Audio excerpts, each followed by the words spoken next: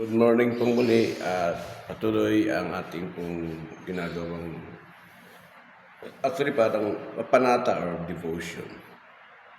Sa buhay natin, dapat po meron tayong devotion lagi. Mahalaga po ito sapagkat ito'y nakapagbibigay po sa atin ng kalakasan. At siya nga pong parang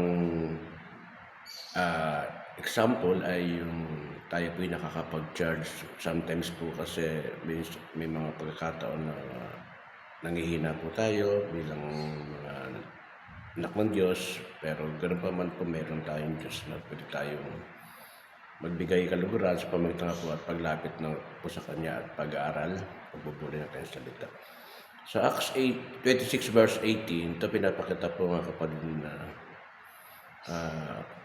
yung halaga po ng pag-share po ng gospel at ang ating testimony.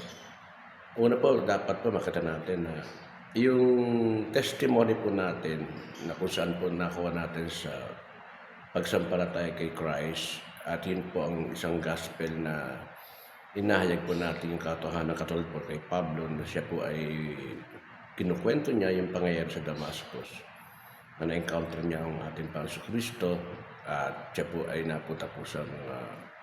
kilalang tao, like for example yung mga hari at mga ministro or tag po dito yung mga prime minister, mga ganoon pong uri ng tao na kanya po nakakaharap. Na-experience niya po ito sa kanyang buhay dahil siya po ay isang kilala rin namang naging sundalo o naging kapitan po o naging isang taas na pinuno ng Roman soldier na nagpapatupad po ng tinatawag po na batas po ng sa kasalukuyan sa Israel, sa synagogue,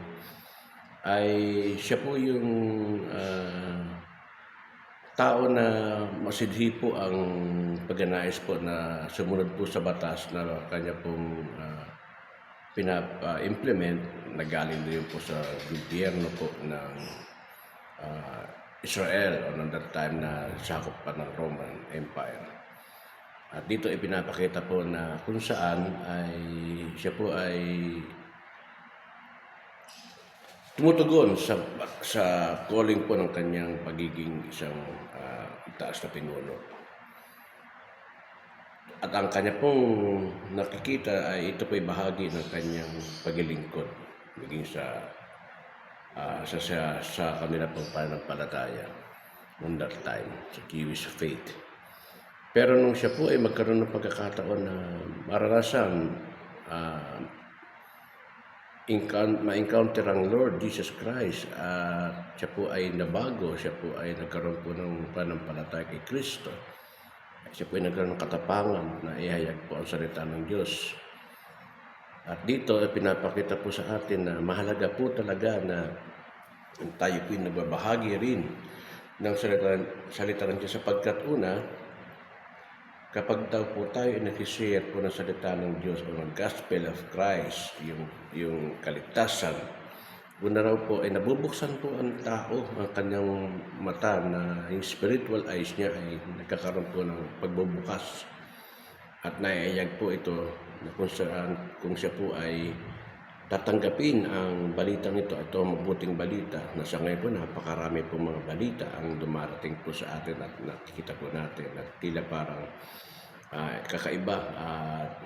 medyo nakaka-stress ang mga balita sa ngayon. Pero ang isang bagay na makita natin, yung mabuting balita ang isang pinakamagandang ihayag po sa panahon po ngayon. Sapagkat sa panahon din po ni Pablo ay nakita niya ito mahalaga. Kaya nga naman mahalaga ito sa nabubuksan po ang tao sa tunay na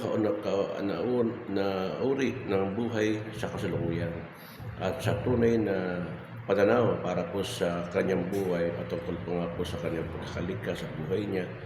at sa mga bagay na dapat niyang marating at maabot. At pangalawa,